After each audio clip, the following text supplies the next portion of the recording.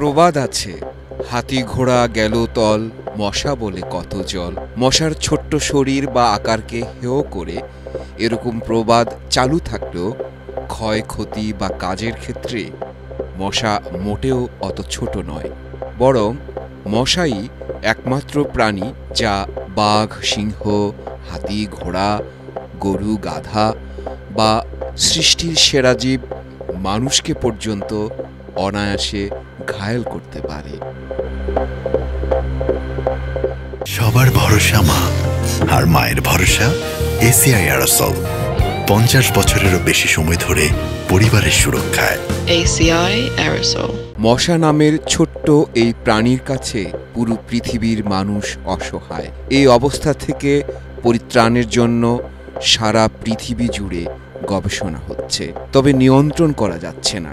মশাবাহিত রোগের ভ্যাকসিন তৈরি শেষ পর্যায়ে, একমাত্র ভ্যাকসিনের উপরই ভরসা করার কথা বলা হচ্ছে।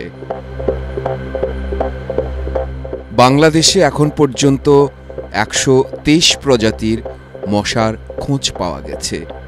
এর মধ্যে ঢাকাতেই 14 প্রজাতির মশা পাওয়া গেছে।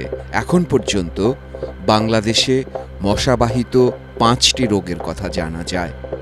এর মধ্যে রয়েছে ম্যালেরিয়া, ফাইলেরিয়া, ডেঙ্গু, চিকুনগুনিয়া এবং জাপানিজ এনসেফ্যালাইটিস।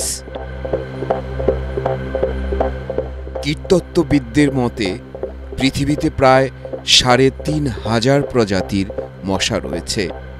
এর মধ্যে প্রায় 100 প্রজাতির মশা রোগ ছড়ায়।